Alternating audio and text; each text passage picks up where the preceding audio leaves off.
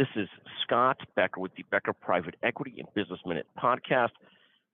This podcast is on venture capital slumps, 3 key points. So here's what's going on with the venture capital world. We've all seen some of this already, and it's been accelerated through the Silicon Bank situation. But there is some bright silver linings to this as well. So the first thing is venture capital funding in the first quarter of this year was down more than 50% from the first quarter of 2022. You have to remember, 2021 was a record year for VC funding.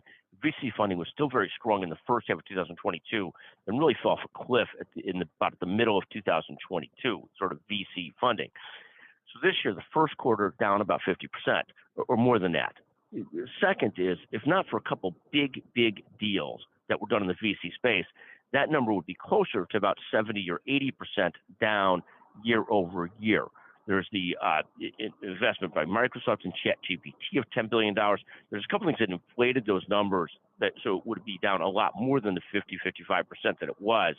But that's sort of the situation with venture capital. Third, seed funding, early stage funding is also down greatly year over year.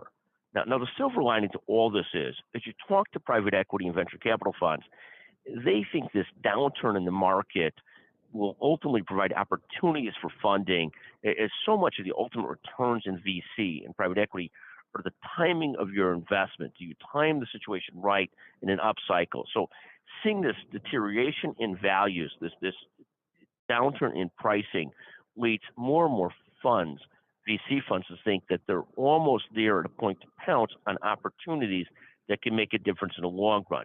We'll see if that's true or not, but that's a silver lining that we're hearing from venture capital funds and private equity funds, that this might provide some opportunity for more significant investments and returns over time, that this downturn has a silver lining. Thank you for listening to the Becker Private Equity and Business Minute podcast, and thank you to our team. Thank you.